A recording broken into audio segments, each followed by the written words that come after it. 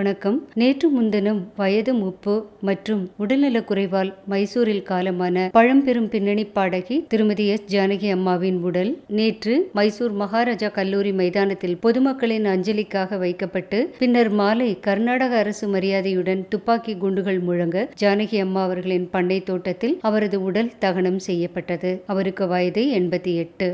ஜானகி அம்மா அவர்கள் செந்தூர பூவாய் அன்னக்கிளியாய் கொஞ்சம் சலங்கியாய் கிளிஞ்சல்களாய் மார்கழி திங்களாய் வந்து தன் வசீகரிக்கும் குரலால் நம் மனங்களை மகிழ்வித்தவர். கான கோகிலே தென்னிந்தியாவின் இசைக்குயில் இசையரசி என்றெல்லாம் நம்மால் அன்புடன் அழைக்கப்பட்ட ஜானகி அம்மா அவர்கள் 1938ஆம் ஆண்டு ஏப்ரல் மாதம் 23ஆம் தேதி குண்டூரில் பள்ளப்பட்லா என்ற ஊரில் அன்றைய சென்னை மாகாணத்தில், அதாவது இன்றைய ஆந்திர பிரதேசத்தில் ராமமூர்த்தி சத்யவதி தம்பதிகளுக்கு மகளாக பிறந்தவர். தெலுங்கு பிராமண குடும்பத்தைச் சேர்ந்த இவர் சிறு வயதிலேயே பாடத் தொடங்கிவிட்டார். நாதசுர மேதை பைடி சாமி என்பவரிடம் முறையாக இசை பயிற்சியை பெற்றார். சென்னைக்கு இடம்பெயர்ந்த ஜானகி அம்மா அவர்கள் AVM ஸ்டுடியோவில் இணைந்து திரைப்படத் துறையில் பாட ஆரம்பித்தார். 1957ஆம் ஆண்டு வெளிவந்த விதியின் விளையாட்டு என்ற படத்தில் இடம்பெற்ற பெண் என் ஆசை பாழானது ஏனோ என்ற பாடல் இவரது முதல் பாடலாகும். அடுத்த நாளே அவருக்கு தெலுங்கு படத்தில் பாடும் வாய்ப்பும் கிடைத்தது. MLA என்ற படத்தில் கண்டசாலா அவர்களுடன் இணைந்து பாடினார்.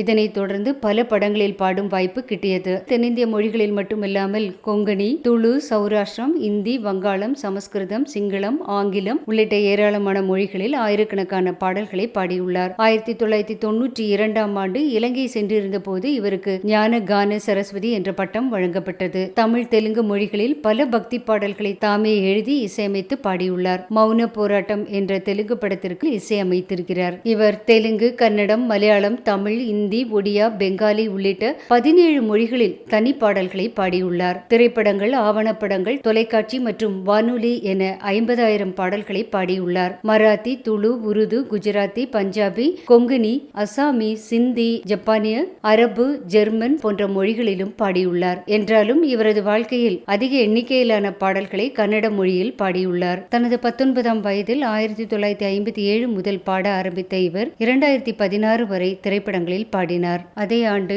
இனி பாடல்களை பாடுவதிலிருந்து ஓய்வு பெறுவதாக அறிவித்திருந்த நிலையில் மலையாளத்தில் 10 கல்பனைகள் என்னும் திரைப்படத்தில் அம்ம பூவினும் ஆம்பல் பூவினும் என்ற பாடலை இசையமைப்பாளர் மிதுன் ஈஸ்வர் கேட்டுக்கொண்டதற்கிணங்க பாடியுள்ளார். அந்த பாடலை பாடி முடித்த பின் இந்த பாடல் வரிகளும் இசையும் நன்றாக இருக்கிறது, இனி இதற்கு மேல் திரைப்படங்களில் பாடுவேனோ இல்லையோ என்று தெரியாது, அம்மா பற்றிய இந்த பாடலை எல்லோரும் நினைவில் வைத்துக் கொள்ளுங்கள் என்று மகிழ்ச்சியுடன் அவர் பேசிய வீடியோ வெளியாகியுள்ளது. மலையாளத்தில் அவர் பாடிய கடைசி பாடல் இதுதான். இதன் பிறகு தமிழில் 2018ஆம் ஆண்டு வெளியான பன்னாடி திரைப்படத்தில் உன் உசுறு காத்துல என்ற பாடலை இசையமைப்பாளர் ராஜேஷ் ராமலிங்கம் இசையில் பாடியுள்ளார். இதுவே இவர் தமிழில் பாடிய கடைசி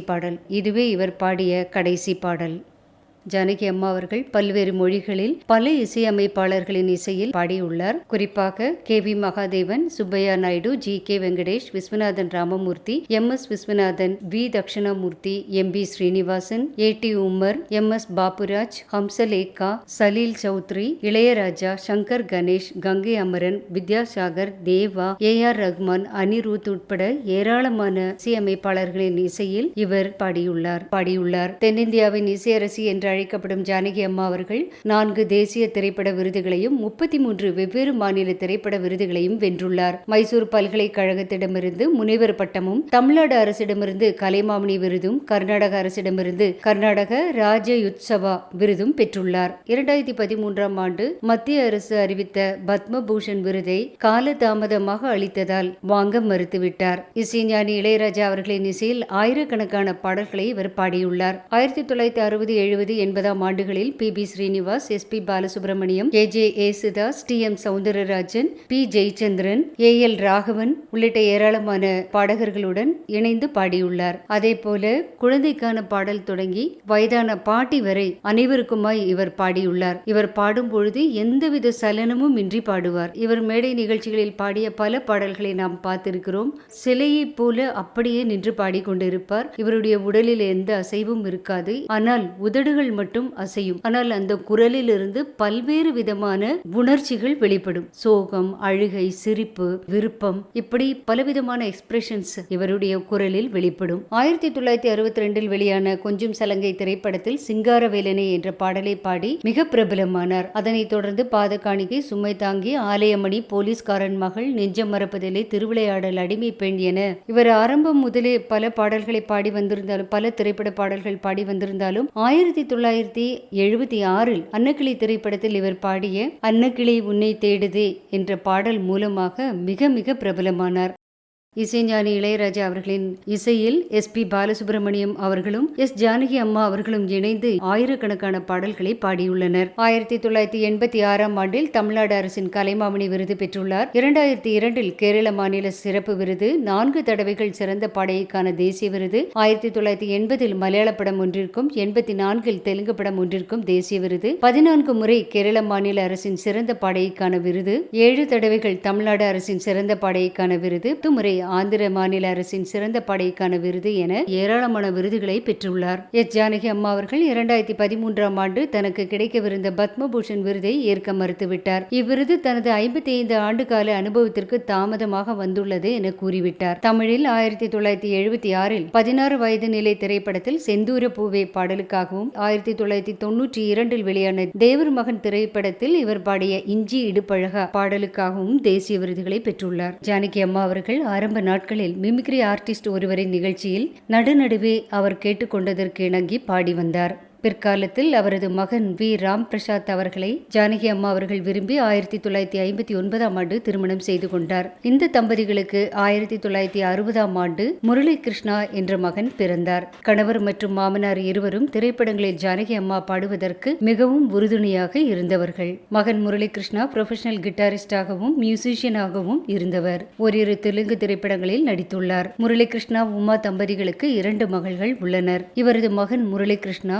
இந்த ஆண்டு ஜனவரி 22 உடல் நலக் குறைவால் 65 வயதில் மைசூரில் காலமானார். 1960களில் ஜானகி அம்மா பாடிய பாடல்களில் ஒரு சில. இந்த மன்றத்தில் ஓடி வரும் இளம் தென்றலை கேட்கின்றேன், ராதை கேற்ற கண்ணனோ, சீதை கேற்ற ராமனோ, கோதை கேற்ற கோவல், தூக்கம் கண்களை தழுவட்டுமே, அமைதி மலர் கொள்ள வந்த தலைவாவா, மனம் சொல்ல வந்த இறைவாவா, கண்ணன் மனநிலையை தங்கமே தங்கம் கண்டு உந்தன் ராஜசபை வாராதோ, உந்தன் ஒதிகை மலை உச்சியிலே புறப்படும் தென்றல் ஆடை போட்டி வைத்த 1970களில் இவர் பாடிய பாடல்களில் ஒரு சில. உன்னிடத்தில் என்னை கொடுத்தேன், உன்னை உள்ளமெங்கும் சந்தூரப்பூவே, சந்தூரப்பூவே, ஜில்லென்ற காற்று பூவர சந்து பூத்தாச்சு, பொண்ணுக்கு சேதியும் வந்தாச்சு.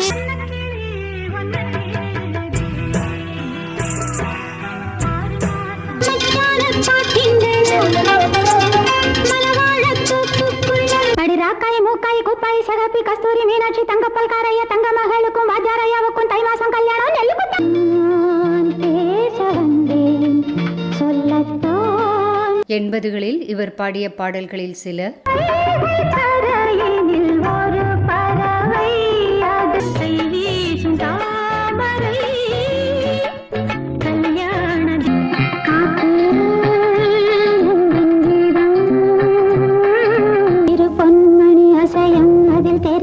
பொது இசையும், கண்மணியே காதல் என்பது கற்பனையோ காவியமோ, சாலை ஓரம் சோலை ஒன்று வாடும் ராசாவே நம்பி. 1990களில் இவர் பாடிய பாடல்களிலிருந்து சில பாடல்கள். ஆசை மனதை தந்தானே, புது வளையல அரைச்சு தொண்டையில தான் நனைச்சு, സുന്ദരൻ നീയും സുന്ദരി ഞാനും ചേർന്നിരുന്ന മലർകൾ പേശുമോ,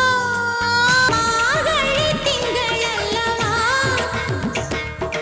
മതി കൊഞ്ചും നെഞ്ചിൽ നീ